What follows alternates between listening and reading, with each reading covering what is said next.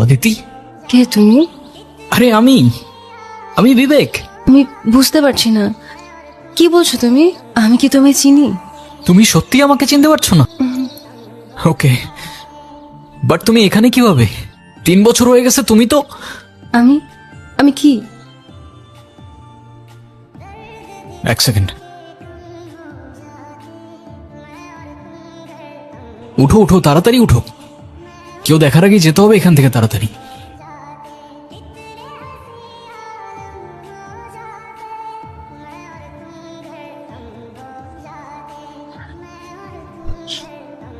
তোমার হয়তো ক্ষুধা লাগছে অনেক, খেয়ে নাও। নাও, ভয় পেও না, খাও। ওয়েট,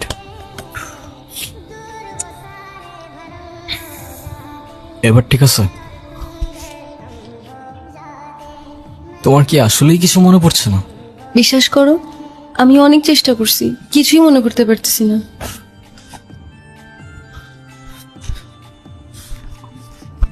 তোমার এই দিনটার কথা মনে আছে? এটা এটা তো আমি। আর আমি? তাহলে আমার কেন কিছু মনে পড়তেছে না? আচ্ছা, আমরা কি দুজন দুজনকে ভালোবাসতাম? হ্যাঁ, বাসতাম তো। ওই যে একটা কথা আছে না, তোমার জন্য জীবনও দিতে পারি, তেমন ভালোবাসতাম আমরা দুজন দুজনকে, আর এখনো বাসি। আচ্ছা, আমাদের কিভাবে দেখা হয়েছিল? আমাদের প্রথম দেখাটা একটু অদ্ভুত ছিল। গহীন জঙ্গলে তুমি সেদিন একটা প্রজাপতির ছবি তুলছিলে। তবে সেই প্রজাপতি হতে পারে কোনো বাটারফ্লাই এফেক্টের অংশ, নয়তো তোমার আর আমার এভাবে দেখা হবার কথা না। কারণ সেদিন তোমার চোখে প্রজাপতি থাকলেও আমার চোখে ছিল বারুদ। তোর ভাই এখন কোথায়? আমি কিছু জানি না। তোর ভাইয়ের কাজ করস, আর তোর ভাই কই সেটাই জানোস না? ভাই, আমার সাইরা দেন। আমি কিছু বললে ওই রুবি ভাই আমার গুলি করে মেরে ফেলবো। ও কাকা, ওর পিস্তলে বুলেট থাকলে আমার পিস্তল থেকে কি গোলাপ ফুল বেরোবে? আমি বললেও আপনারা আমার মেরে ফেলবেন। তোর গায়ে কেউ ফুলের টোকাও দেবে না, আমি জবান দিলাম। রবি ভাই মায়া না করে কিছু জনের জন্য আন্ডারগ্রাউন্ড আছে। এই, ভাই, ওর কাজ শেষ, ওর এখন না, কি বলতেছো ভাই? ওরা এখন ছেড়ে দিলে তো ও এখনই কল দিয়ে রবিবারে সব পেলে দিবে। জনি, জবান দিছি আমি, ছেড়ে দে। ও কোথায় যায়, কি করে, কাকে কাকে কল দেয়, সবকিছু ফলো কর। ভাই, কে জানি আমাকে ছবি তুলতেছে।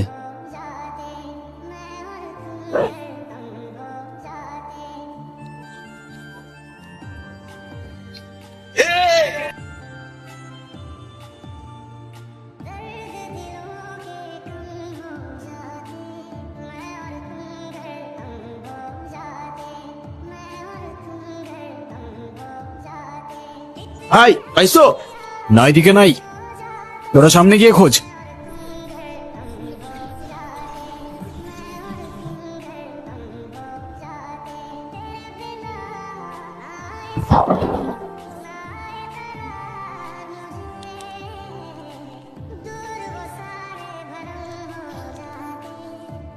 প্রথম দেখায় এত ট্র্যাজেডি?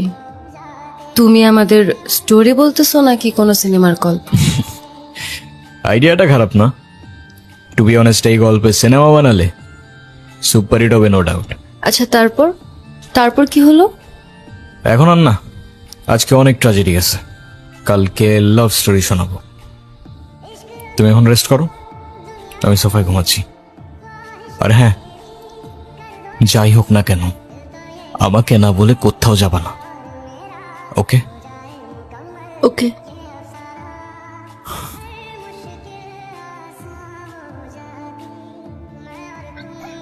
আচ্ছা শোনো, তারপর কি হলো বলো না। তারপর তারপর আমাদের আবার দেখা হলো।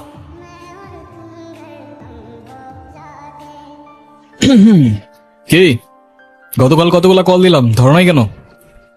কোন নাম্বারে কল দিয়েছেন আপনি? কেন? 01628589556। আর এটা তো আমার নাম্বারই না। আমার নাম্বার তো 01788256155। 55। ওকে। এই এক সেকেন্ড, আমি আপনাকে নাম্বার কেন দিলাম? আমি কি জানি, তুমি দিলা, আমি নিলাম। আপনাকে আর কি বলবো, আপনি তো মানুষই ভালো না। কেন? আমি আবার কি করলাম? সেদিনই তো সব দেখলাম। আচ্ছা, সেদিন আপনি কাউকে কোনো কিছু বলেন নাই কেন? যদি বলতাম তাহলে আর তোমাকে বাঁচিয়ে রাখতে পারতাম না। আমার গ্যাং যদি জানতে পারে আমি কারোর জন্য মায়া করেছি কিংবা কাউকে ক্ষমা করেছি, ওরা আমাকে দুর্বল ভাবতো। আর ইতিহাস সাক্ষী, দুর্বলের সাথে পুরা দুনিয়া বিশ্বাসঘাতকতা করে। আমার এত কিছু বোঝা দরকার নেই। আপনি এখানে কি করছেন? খেয়াল রাখছি তোমার, যেন আমার গ্যাংয়ের কোনো লোক তোমার ক্ষতি করতে না পারে। ও হ্যালো, আমি আপনার এসব গ্যাং ট্যাংকে ভয়টাই পাই না, ওকে? আর আপনাদের মতো এসব মানুষদের আমার এমনিতেই অপছন্দ। কেন বলো তো? কারণ কারণ আপনি আমার ফোন নিয়ে গেছেন। এই তো, ফেরত দিয়ে দিলাম। আরও কারণ আছে, আপনারা তো মানুষই মেরে ফেলেন। তুমি আমাকে কাউকে মারতে দেখছো? না তো, তাহলে কিছু না। আরে বাবা, আমাকে বাঁচাও বাবা। আরে আপনি উঠুন উঠুন, কি হয়েছে আপনার? উঠুন আপনি আগে, এখন বলুন কি হয়েছে আপনার? বাবা, রবি ও তার গ্যাং আমার খামার ও সমস্ত জমি জমা নিয়ে গেছে। আমাকে দিয়ে জোর করে দলিলে সই করিয়েছে। সে বলেছে যদি কোনোভাবে আমি থানা পুলিশ করি, আমার মেয়ে সে এমন ক্ষতি করবে যে আমি সমাজে আর মুখ দেখাতে পারবো না বাবা। আমি অনেক কষ্ট নিয়ে, অনেক আশা নিয়ে আমি তোমার কাছে এসেছি বাবা। আমাকে সাহায্য করো বাবা। আমার সারা জীবনের অনেক কষ্টের হালাল টাকা এইসব জমি জমা কেনা বাবা। যদি ফিরে না পাই, আমাকে আমার পরিবার নিয়ে রাস্তায় দাঁড়াতে হবে। আর আমার আত্মহত্যা করা ছাড়া কোনো উপায় থাকবে না বাবা।